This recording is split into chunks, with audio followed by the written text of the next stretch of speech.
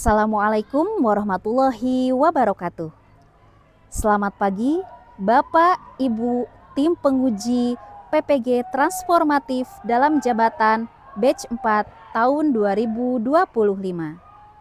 Perkenalkan, saya Rosmawati, mahasiswa PPG Transformatif dalam jabatan tahun 2025 di LPTK Universitas Islam Negeri Maulana Malik Ibrahim Malang dengan NIM 25010911544. Hari ini Senin, tanggal 19 Januari tahun 2026. Saya melaksanakan praktek pembelajaran uji kinerja di kelas 3 dengan bab Masa Dewasa Nabi, pembahasan peletakan kembali batu Hajar Aswad. Terima kasih, selamat menyaksikan.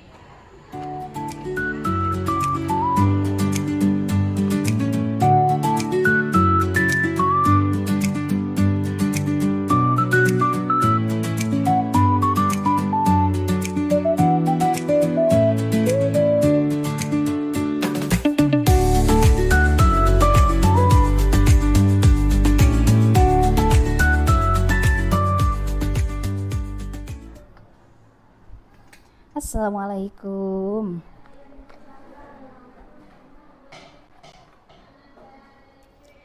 Assalamualaikum warahmatullahi wabarakatuh.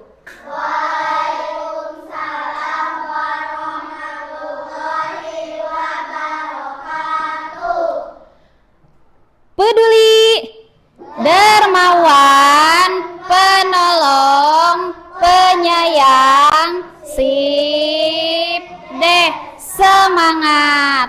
Apa kabar hari ini?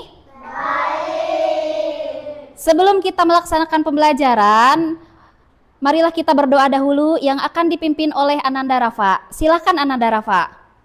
Berdoa sebelum belajar. Bismillahirrahmanirrahim. Raditu billahi robba wa bil islami dina wa bi muhammadin nabiyya wa rasula. Rabbi zidni ilma warzuqni fahma. Amin. Alhamdulillah, semoga Allah mengabulkan doa kita semua. Amin ya Allah ya Robbal Alamin. Selanjutnya, Ibu akan mengecek kehadiran kalian. Siapa yang hari ini tidak hadir? Malika, Filio. Oke, Malika dan Filio. Kita doakan mudah-mudahan Malika dan Filio segera sembuh. Amin ya Allah ya Robbal Alamin. Supaya makin semangat, kita nyanyikan dulu lagu nasional Garuda Pancasila. Anak-anakku boleh berdiri ya.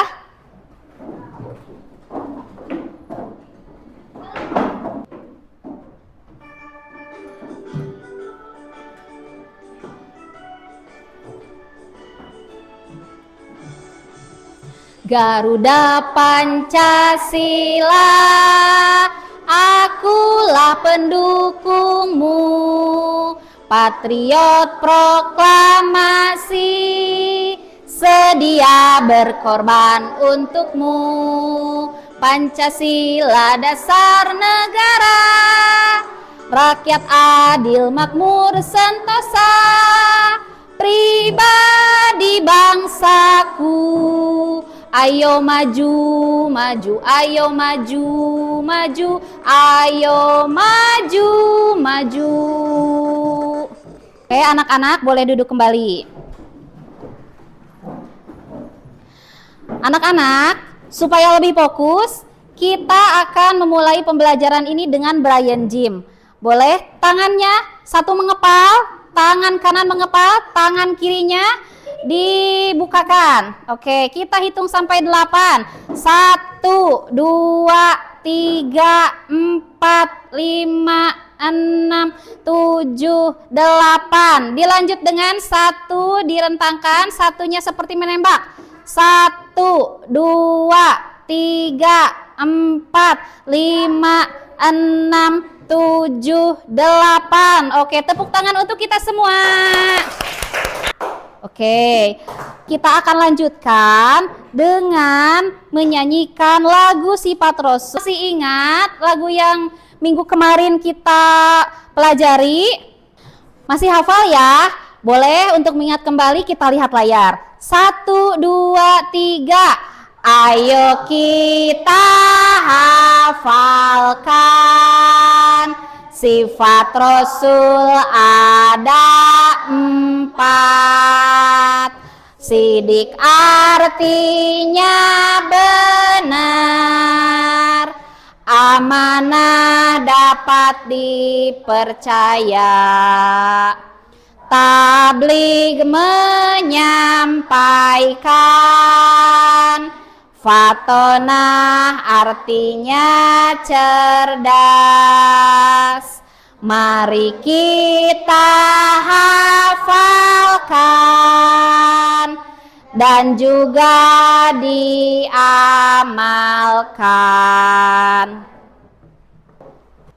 Tepuk tangan untuk kita semua. Oke, boleh lihat lagi ke layar. Teman-teman, apa yang teman-teman ketahui tentang gambar tersebut? Banjir, oke. Ya, banjir bandang. Ya, ada yang tahu apa itu banjir bandang? Banjir bandang adalah banjir besar yang datang mendadak dan airnya mengalir sangat kuat. Ya, seperti di Indonesia juga pernah terjadi beberapa banjir bandang. Nah, tapi yang akan hari ini kita pelajari, yang akan hari ini Bu Rosma jelaskan bukan di Indonesia. Tahu nggak di mana? Lihat, di mana ini? Di Mekah. Ternyata di Mekah juga pernah terjadi banjir bandang, yaitu pada 5 tahun sebelum masa kenabian. Artinya ketika Nabi berusia 35 tahun. Coba teman-teman bayangkan apa yang terjadi kalau Mekah banjir. Dalam pembelajaran kali ini kita akan mempelajari tentang banjir yang terjadi di Mekah pada waktu itu yang menyebabkan pertikaian antar suku yang ingin meletakkan Hajar Aswad. Sehingga tujuan pembelajaran yang ingin kita capai hari ini adalah melalui simulasi, murid mampu menceritakan kembali solusi bijaksana Nabi Muhammad dalam peristiwa peletakan Hajar Aswad. Melalui diskusi kelompok, murid dapat mengidentifikasi minimal 2 sifat terpuji dari Rasulullah Shallallahu Alaihi Wasallam.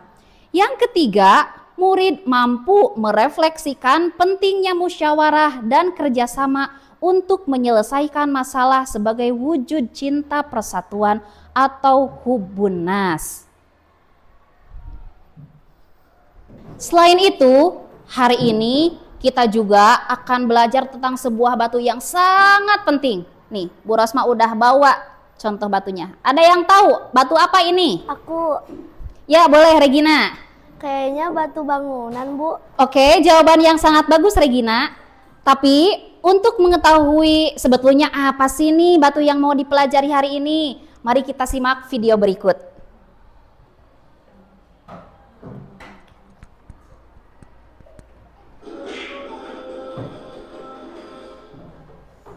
Kisah Nabi Muhammad SAW, renovasi Ka'bah. Kota Mekah pernah dilanda banjir bandang. Pada saat itu usia Muhammad 35 tahun. Ka'bah yang merupakan bangunan suci di Mekah turut terendam air bah. Bencana tersebut menyebabkan kerusakan parah pada dinding Ka'bah. Akhirnya terjadi kesepakatan untuk orang di sekitarnya merasa senang sekaligus segan terhadap Muhammad. Rumah penduduk kota Mekah yang rusak akibat banjir. Bangunan suci Ka'bah pun ikut terendam banjir. Beberapa pembesar oleh pasukan Raja Abroha. Kita tidak bisa tinggal diam melihat benda suci kota itu terhadap banjir. Tapi aku takut jika pemilik Ka'bah marah kepada kita. Seperti peristiwa Asia. Setelah diskusi Boleh diperhatikan ya anak-anak. bahwa Walid bin Mughirah yang akan bertanggung jawab. Mereka meminta untuk meninggikan bangunan Ka'bah yang tingginya Sistem riba maupun perampasan harta. Semoga engkau teliti sebelum menggunakannya. Baik, akan aku laksanakan sesuai perintah kalian masalah ini. Setelah bertemu dengan pemilik Ka'bah, Walid bin Mughirah bernegosiasi dengannya. Pemilik Ka'bah bernama Baku. Ia adalah seorang penganut Nasrani yang berasal dari Mesir. Baku kemudian dikontrak menjadi ahli kayu. Pada awalnya, anak buah Walid tidak Kita mulai perubahannya dari 12 ke 11. Setelah itu, kita tunggu sampai esok hari.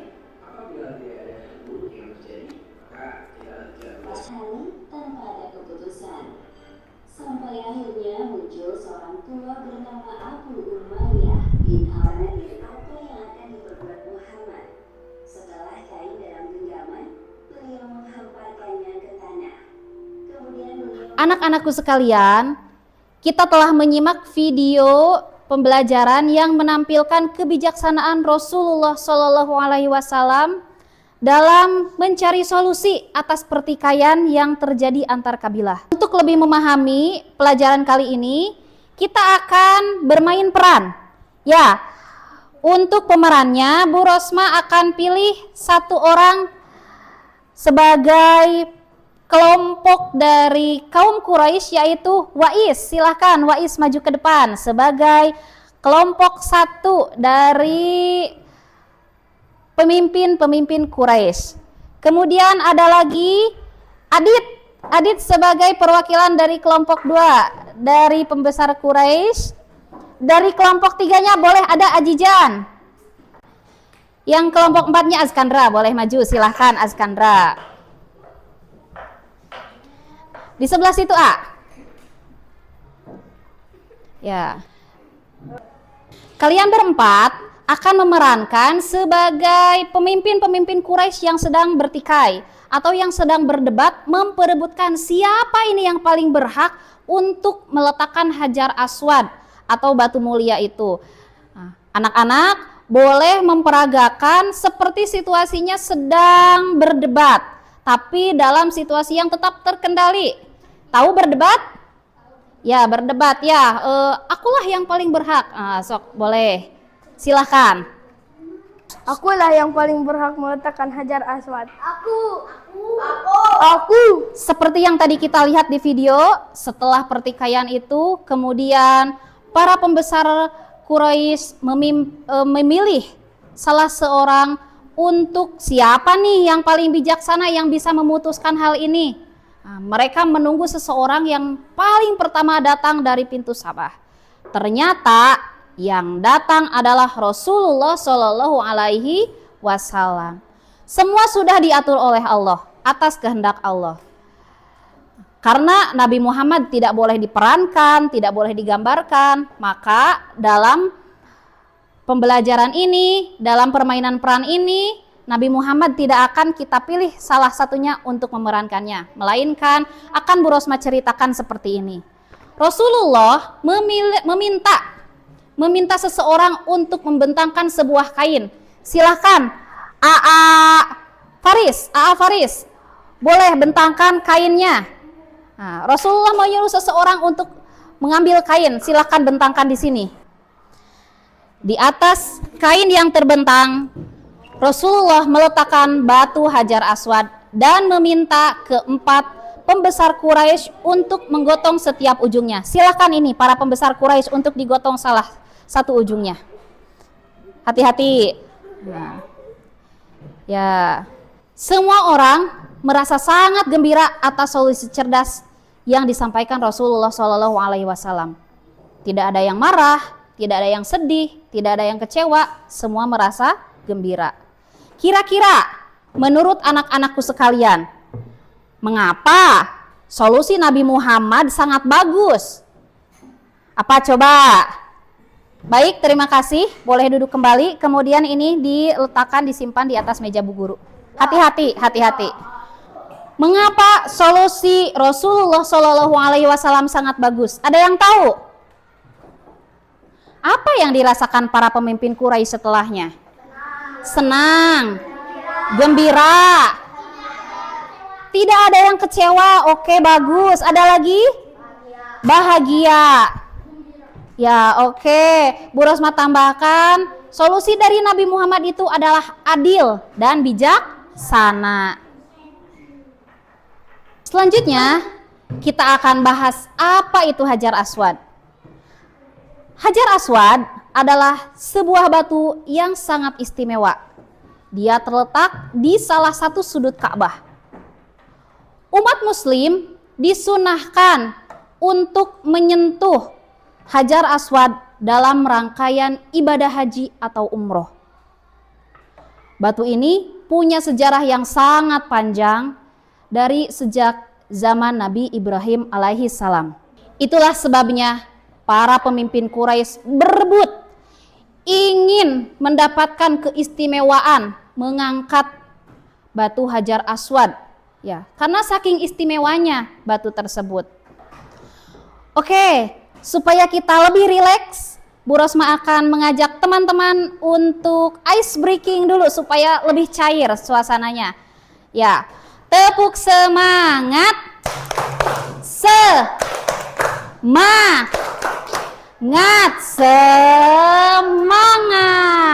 Baik, dari apa yang tadi Bu Rosma jelaskan, apa ada yang mau ditanyakan dulu? Aku. Oke, boleh Ajidan, silakan. Kenapa? Ya, silakan Ajidan. Bu, kenapa pas haji atau umroh harus menyentuh Hajar Aswad? Pertanyaan yang bagus Ajidan. Bu Rosma akan coba jawab ya. Bu, kenapa sih kalau haji atau umroh itu harus pegang Hajar Aswad? Yang pertama, karena Nabi pernah menyentuh Hajar Aswad. Ya, ketika haji dan umroh. Jadi ini sudah dicontohkan oleh Nabi. Sehingga menjadi sunnah untuk kita melakukannya. Ya, itu adalah bentuk cinta kita kepada Nabi Muhammad Sallallahu Alaihi Wasallam. Ya, dengan mencontoh apa yang pernah beliau lakukan. Tapi untuk diingat, menyentuh Hajar Aswad ini tidak wajib. Ya, kalau nih suatu saat mudah-mudahan Bu Rosma, anak-anakku sekalian, Allah takdirkan untuk beribadah haji dan umroh, ketika suasana ramai, boleh untuk tidak menyentuh. Ya, melainkan cukup dengan isyarat saja. Gini, kitanya lihat ke Hajar Aswad, kitanya gini. Ya, itu sudah lebih dari cukup. Menyentuh Hajar Aswad mengajarkan kita untuk tertib, sabar, dan tidak menyakiti orang lain. Paham ya? Yang penting itu adalah ketaatan kita kepada Allah Subhanahu wa Ta'ala. Hajar Aswad bukan untuk disembah, tapi sebagai penanda untuk memulai tawaf. Ada yang mau bertanya lagi?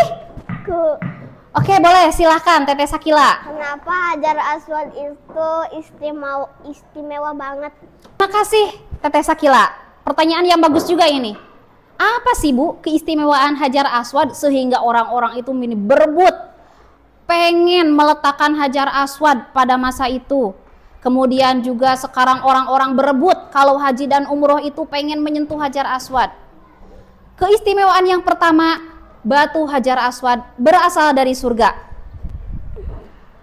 Dan yang kedua, batu Hajar Aswad menjadi titik awal untuk kita tawaf. Ya, seperti yang tadi sudah Bu Rosma ceritakan.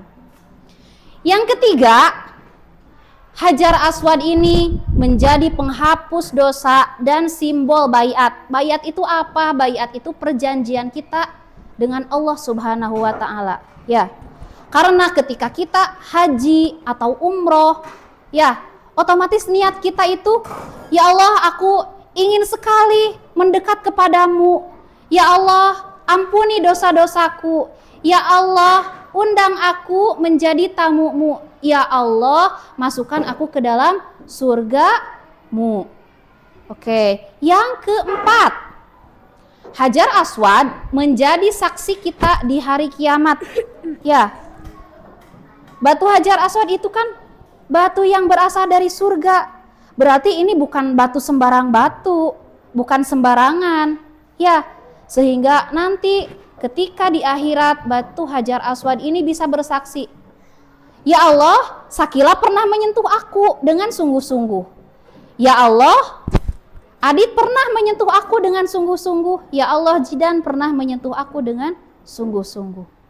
Yang selanjutnya, batu Hajar Aswad juga adalah batu yang disunahkan oleh Rasulullah untuk disentuh. Dan yang terakhir, batu Hajar Aswad menjadi pengingat kita akan dosa-dosa. Karena kalau teman-teman tahu, batu Hajar Aswad dahulunya ketika baru pertama turun dari surga itu warnanya putih. Kemudian seiring bertambahnya waktu berubah menjadi semakin gelap, menjadi coklat, kemudian semakin sini menjadi hitam. Ya, diriwayatkan bahwa hal tersebut karena banyaknya dosa-dosa manusia. Ya, sehingga apabila kita melihat Hajar Aswad menjadi teringat, ya Allah, sebegitu banyak dosa-dosa manusia, termasuk diri kita sendiri. Sehingga kita menjadi lebih apa? Menjadi lebih sadar, menjadi lebih ingat untuk beristighfar dan meminta ampunan kepada Allah Subhanahu wa ta'ala. Dapat dipahami anak-anakku sekalian? Ya, oke. Selanjutnya, hikmah peristiwa peletakan kembali Hajar Aswad.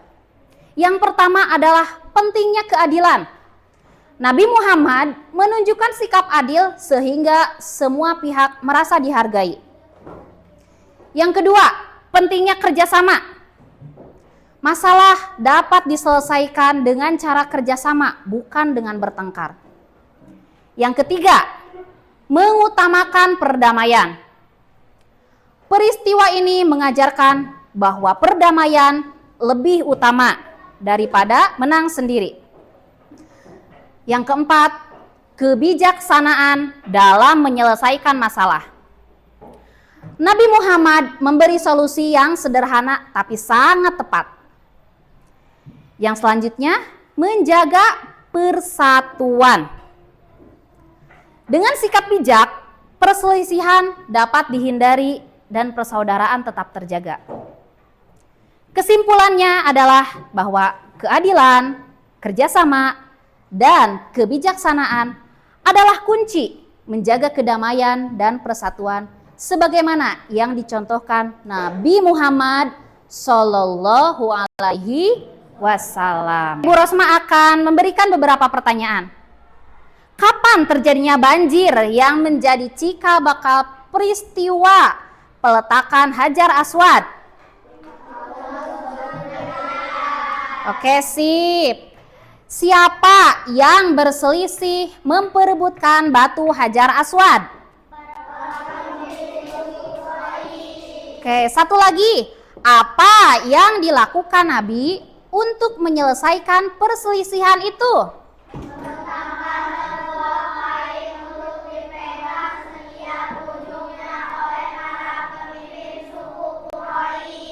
Oke, hebat. Tepuk tangan untuk kita semua.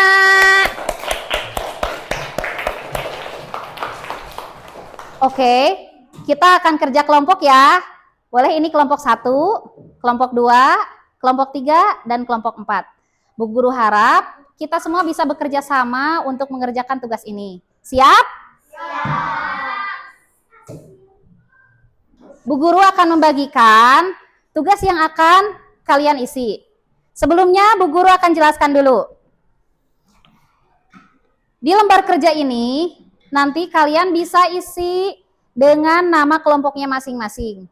Kemudian di kertas yang sudah Bu Guru siapkan, kalian gunting gambarnya, diwarnai, kemudian dikasih keterangan seperti yang sudah kalian pahami dari pembelajaran kita kali ini. Paham? Ya, silahkan.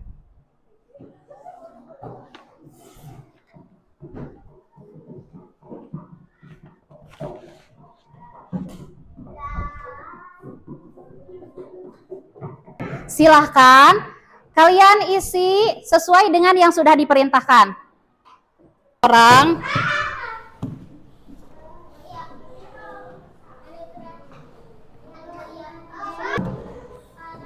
pemimpin suku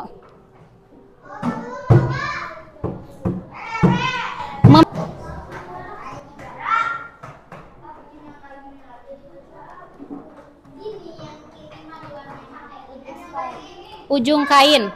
Boleh mau ke bawah, boleh mau ke pinggir juga boleh. Ujung kain.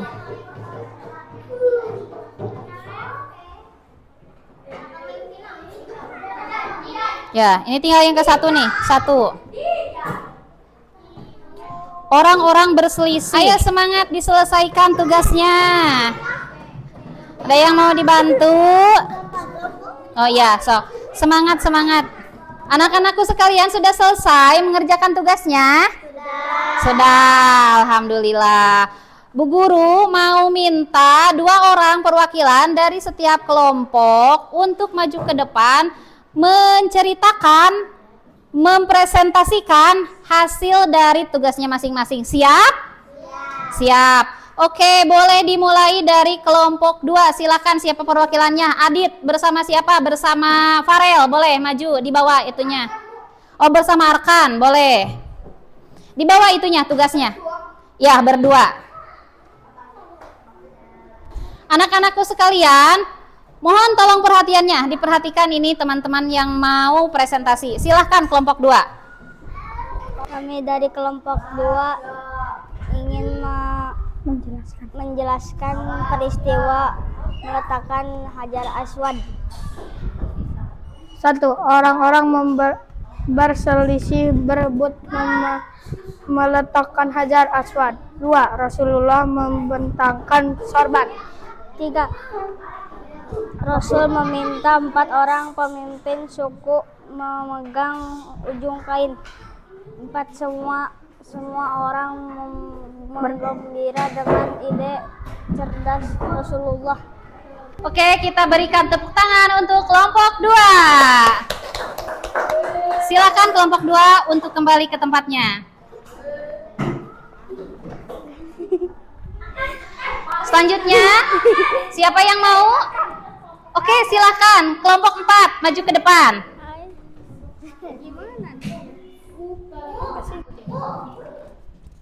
Kami dari kelompok 4 akan menjelaskan peristiwa meletakkan batu Hajar Aswad. Pertama,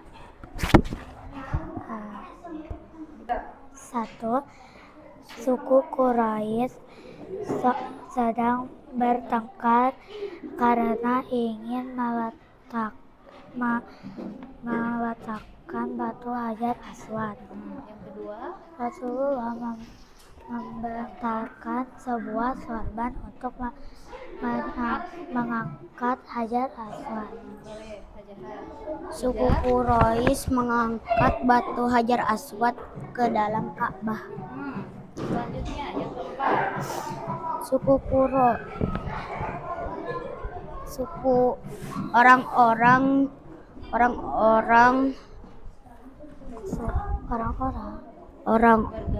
orang-orang bergembira karena ide cerdas Rasulullah.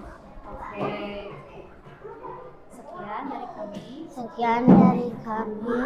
Assalamualaikum warahmatullahi wabarakatuh. Waalaikumsalam warahmatullahi wabarakatuh. Tepuk tangan untuk kelompok 4. Silakan kembali ke tempat kelompok 4. Anak-anakku sekalian, sebelum kita akhiri pelajaran kali ini, Bu Guru ingin melihat sejauh mana kalian sudah memahami apa yang sudah kita pelajari. Bu Guru akan membagikan lembar tugas untuk masing-masing dari kalian, boleh diisi kemudian dikumpulkan di meja Bu Guru. Diisi ya. 1, 2, 3, 4, 5, 6, 7. 1, 2, 3, 4. Ini namanya ya. Ya. Hah? kelebihan ya. Ya, ininya Bu Rosma ambil ya. Mana kelebihannya sini? Diisi namanya dulu, kemudian kalian boleh isi titik-titiknya dengan kata yang sudah tersedia. Boleh.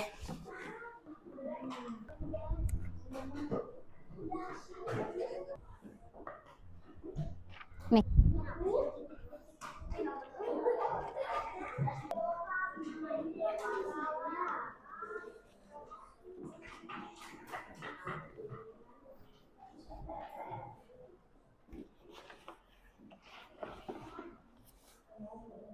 Nah, ini diisi sama ini. Maksudnya yang ini aja nih. Ya, Nabi Muhammad meletakkan Hajar Aswad di tengah sehelai apa? Ini pilihannya adil, bersama-sama, sorban, apa musyawarah.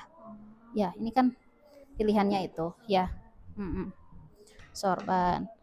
Sayang, oke, udah. Askandra, langsung diisi aja. Ini sorban. Oh, apa namanya? Oh, kain. Oh, boleh. Kain boleh. Ya. Ya, sok. Yuk dilanjutin. Bisa ya. Hajar Aswad di tengah sehelai apa? Sorban, tulis. Nah, di sini sorban. Sama yang ini di sini. Ya, yang kedua secara bersama-sama. Ini sorban, tulis sorban. Nah, sorban, tulis di sini sorban. Anak-anakku sekalian, sudah selesai semua? Sudah. Kalau sudah selesai, boleh dikumpulkan.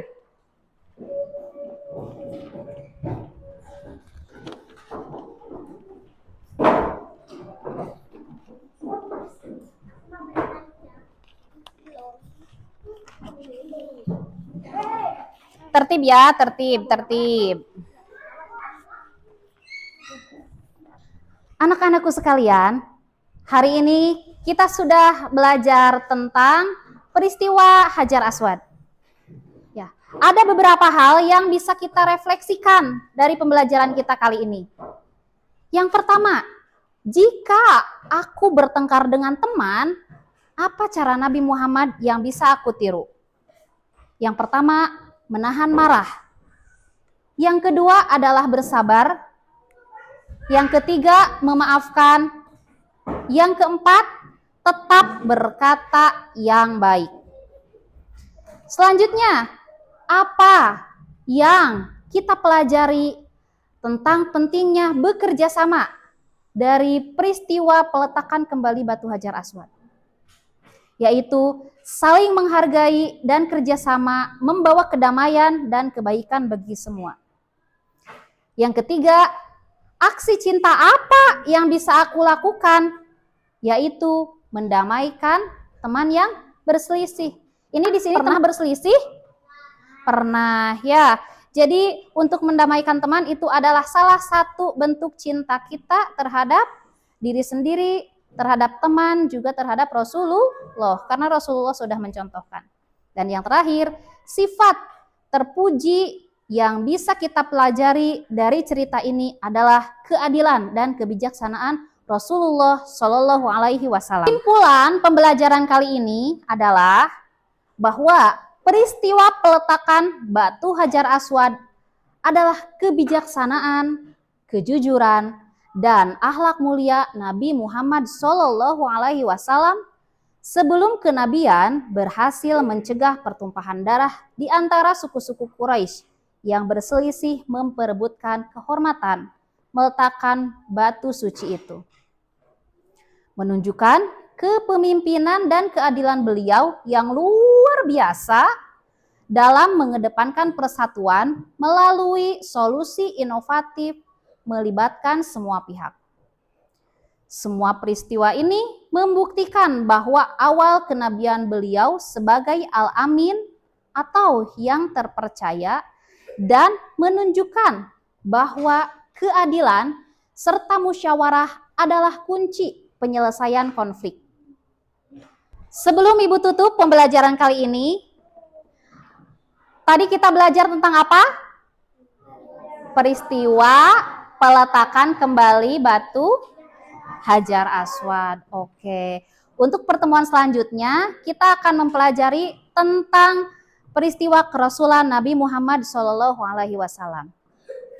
Untuk mengakhiri pembelajaran kali ini, silahkan kepada Ananda Rafa untuk memimpin doa setelah belajar. Doa sesudah belajar. Bismillahirrahmanirrahim. Subhanakallahumma wa bihamdika asyhadu alla ilaha illa anta astaghfiruka wa atubu ilaik. Sekian yang bisa Ibu sampaikan. Wassalamualaikum warahmatullahi wabarakatuh. Waalaikumsalam warahmatullahi